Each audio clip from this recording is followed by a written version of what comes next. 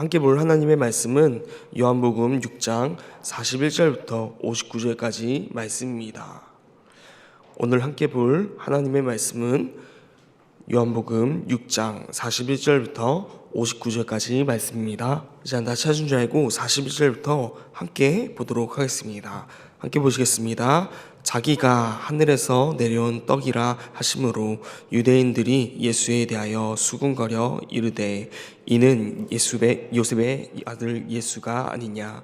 그 부모를 우리가 아는데 자기가 지금 어찌하여 하늘에서 내려왔다 하느냐. 예수께서 대답하여 이르시되 너희는 서로 수군거리지 말라. 나를 보내신 아버지께서 이끌지 아니하시면 아무도 내게 올 수 없으니 오는 그를 내가 마지막 날에 다시 살리리라. 선지자의 글에 그들이 다 하나님의 가르치심을 받으리라 기록되었은즉 아버지께 듣고 배운 사람마다 내게로 오느니라. 이는 아버지를 본 자가 있다는 것이 아니니라. 오직 하나님에게서 온 자만이 아버지를 보았느니라. 진실로 진실로 너희에게 이르노니 믿는 자는 영생을 가졌나니 내가 곧 생명의 떡이니라. 너희 조상들은 광야에서 만나를 먹었어도 죽었거니와 이는 하늘에서 내려온 떡이니 사람으로 하여금 먹고 죽지 아니하게 하는 것이라. 나는 하늘에서 내려 살아있는 떡이니 사람이 이 떡을 먹으면 영생하리라. 내가 줄 떡은 곧 세상의 생명을 위한 내 살이니라 하시니라. 그러므로 유대인들이 서로 다투어 이르되 이 사람이 어찌 능히 자기 살을 우리에게 주어 먹게 하겠느냐. 예수께서 이르시되 내가 진실로 진실로 너희에게 이르노니 인자의 살을 먹지 아니하고 인자의 피를 마시지 아니하면 너희 속에 생명이 없느니라. 내 살을 먹고 내 피를 마신 자는 영생을 가졌고 마지막 날에 내가 그를 다시 살리리니 내 살은 참된 양식이요 내 피는 참된 음료로다. 내 살을 먹고 내 피를 마시는 자는 내 안에 거하고 나도 그의 안에 거하나니 살아계신 아버지께서 나를 보내심에 내가 아버지로 말미암아 사는 것 같이 나를 먹는 그 사람도 나로 말미암아 살리라. 이것은 하늘에서 내려온 떡이니 조상들이 먹고도 죽은 그것과 같지 아니하여 이 떡을 먹는 자는 영원히 살리라. 이 말씀은 예수께서 가버나움 회당에서 가르치실 때에 하셨느니라. 아멘. 함께 말씀 보도록 하겠습니다. 이번 주 월요일 본문인 오병이어 이야기 이후 사람들은 예수님을 쫓아다니기 시작합니다. 그 이유는 예수님이 오병이어를 통해 떡을 베푸셨기 때문에 예수님을 쫓아다니면 먹을 것에 관한 문제가 없을 것으로 생각했기 때문입니다. 오늘 본문을 통하여 예수님께서 그 육신의 떡만을 바라보며 쫓아다니는 자들에게 나를 보라 말씀하실 때 이해하지 못하는 그들을 향해 계속해서 강화시켜서 나를 바라보라 하시는 그 말씀을 함께 살펴보도록 하겠습니다. 예수님은 41절을 보면 예수님께서 자기 자신을 하늘에서 내려온 떡이라 말씀하며 시작하고 있는 모습을 볼 수가 있습니다. 떡만을 바라보고 원하여 쫓아다니는 사람들을 보며 예수님이 얼마나 답답하셨을까요? 그렇게 떡만을 바라보고 쫓아다니는 사람들을 향해 다른 것을 바라보지 말고 오직 하나님을 바라보라 말씀하시는 것입니다. 그것이 바로 자신이 하늘에서 내려온 떡이다 라는 말씀입니다. 하늘에서 내려온 떡하면 생각나는 게 있지 않습니까? 그렇습니다. 출애굽 시절 만나입니다. 하나님께서 광야 가운데 먹을 것이 없어서 힘들어하는 그 백성들에게 만나를 하늘에서 내려주셨습니다. 예수님이 이것을 말씀하신 이유가 무엇일까요?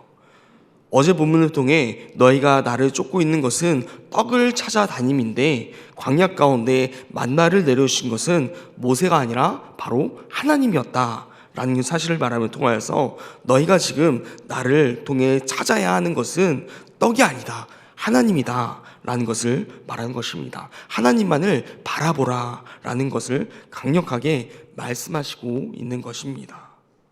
하지만 유대인들은 41절에 그 마지막에 보면은 수군거리기 시작합니다. 그리고 42절이 와서 이렇게 말하기 시작합니다. 이르되 이는 요셉의 아들 예수가 아니냐. 그 부모를 우리가 아는데 자기가 지금 어찌하여 하늘에서 내려왔다 하느냐. 이들은 먹는 것 기적을 위해 자신을 위해 예수님을 쫓아다니긴 하지만 그렇다고 예수님이 누구신지 아예 모르는 것도 아니었습니다. 예수님은 요셉의 아들이셨죠. 그렇게 이들은 수군거린 것입니다. 우리가 인간의 아들인 것을, 또 우리가 아는 사람의 그 사람인 것을 알고 있는데 어찌하여 왜 사람 하늘에서 왔다고 하는지 이해를 못하겠다는 것입니다. 이들은 지금 자신의 인간적인 지식을 가지고 예수님의 말씀을 이해하려 하고 있습니다. 유대인들은 예수님을 아는 지식 때문에 예수님을 보내신 하나님을 이해하지 못하고 있는 것입니다. 때론 내 경험과 지식이 앞서면 말씀을 이해할 수 없고 오히려 나에게 걸림돌이 되기도 합니다. 오늘 이 새벽 내 지식을 내려놓고 하나님이 나를 이끄시도록 내 마음을 내어드릴 수 있기를 간절히 소망합니다. 유대인들의 그 모습을 보신 예수님께서는 그들에게 수군거리지 말라라고 하십니다.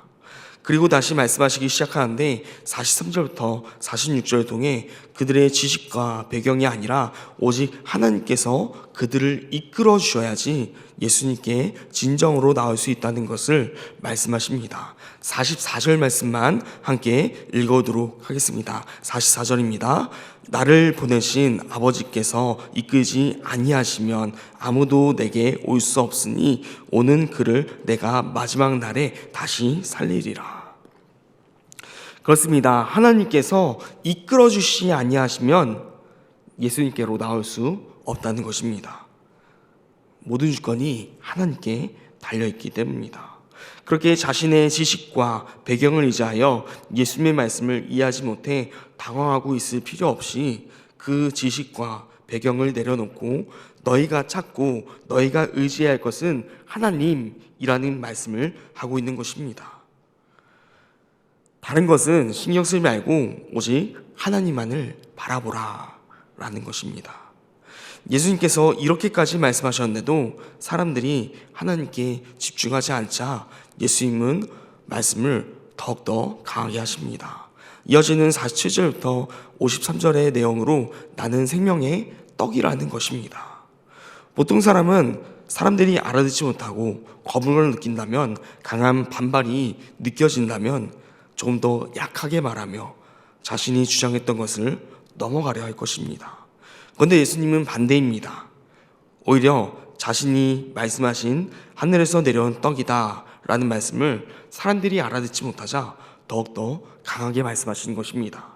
자신이 생명의 떡이라는 것입니다. 그렇게 47절을 통해 생명의 떡이라 말씀하시고 곧바로 48절부터 모세의 떡인 만나와 비교하기 시작합니다.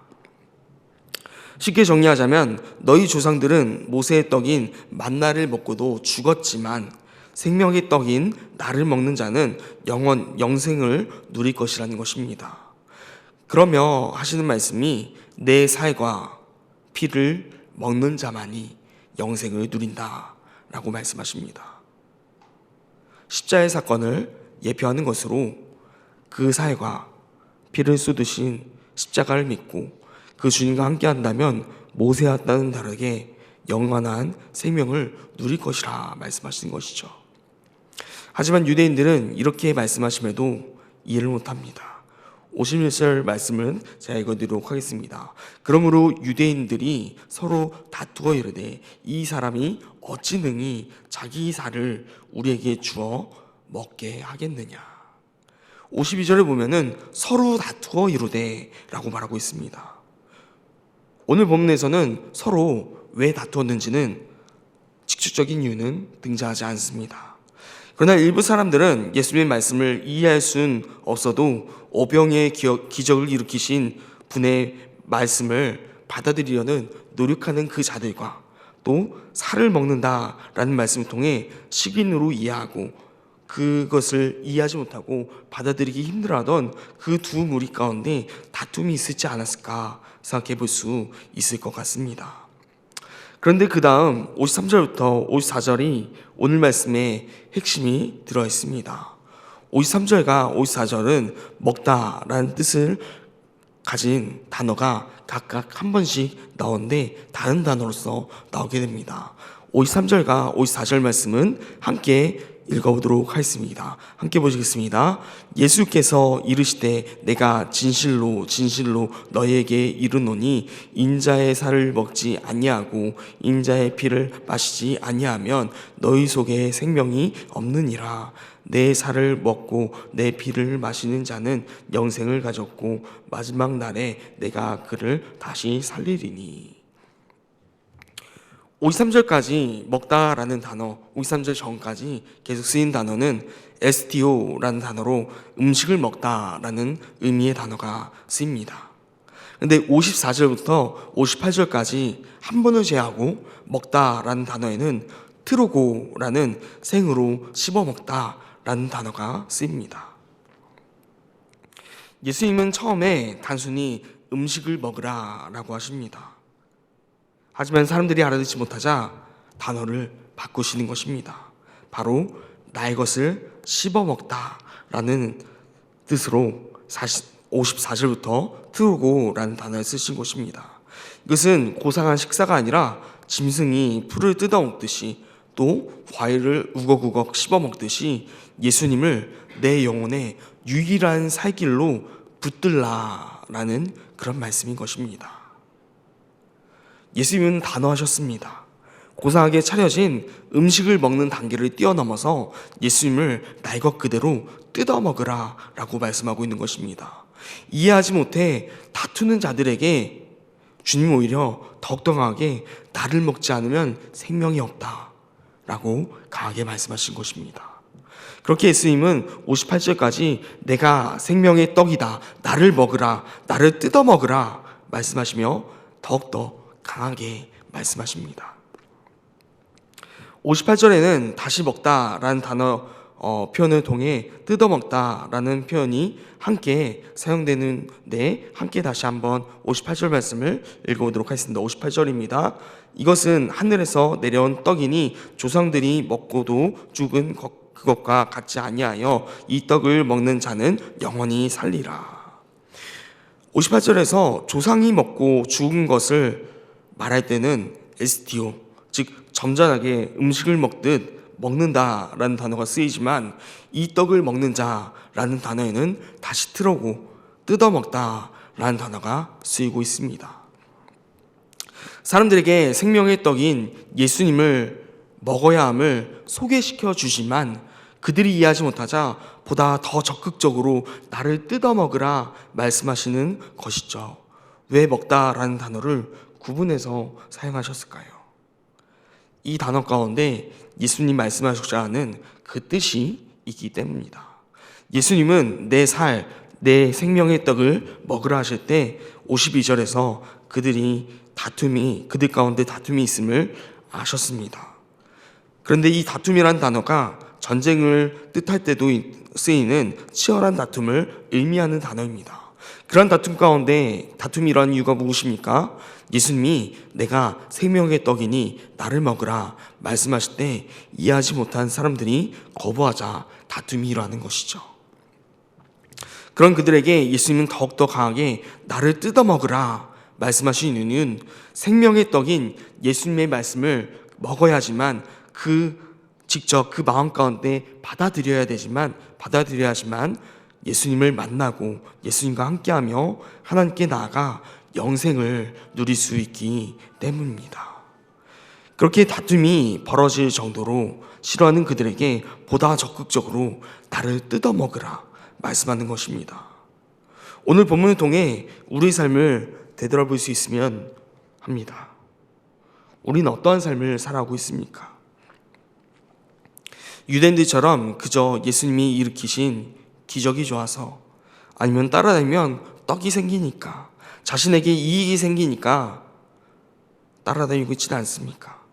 정말 예수님을 통해 하나님을 만나기 위해 주님 곁으로 나아가고 있는 게 맞습니까? 우리는 정말로 생명의 떡을 통해 영생을 누리는 자들입니까? 만약 그렇지 못하면 주님은 우리에게 동일하게 오늘 본문을 말씀하실 것입니다. 생명의 떡인 나를 뜯어먹으라, 보다 적극적으로 뜯어먹으라 말씀하신 이유는 능동적으로 예수님께 나와 함께 해야지만, 뜯어먹듯이 예수님과 관계를 직접적으로 맺어야지만 예수님을 알고 예수님과 함께하는 것이기 때문입니다. 말씀을 뜯어먹는 게 무슨 뜻이겠습니까? 오늘 명절 후 첫 출근길, 또한 가정에서, 지인들과 관계에서 압박과 사람들의 말에 마음이 상할 때 그 감정을 묵상하지 말고 오늘 주신 약속의 그 말씀을 입안에서 질겅질겅 씹듯이 계속해서 되뇌이라 라는 말씀인 것입니다. 상황에 지지 않고 말씀을 끝까지 물고 늘어지는 것, 그것이 바로 예수님을 뜯어먹는 삶이라는 것입니다. 씹어 삼킴을 통하여서 내 안에 주님께서 함께 임하시는 것, 말씀이 소화되어서 내 안에 내주하실 때 우리 가운데 비로소 영생이 주어진다는 것입니다. 오늘 하루 살아가실 때 이제 명절이 끝나고 첫 평일이 시작됩니다. 주 앞에 나와 무릎 꿇는 이 새벽, 주님의 이 말씀을 보다 적극적으로 뜯어먹기를 소망합니다.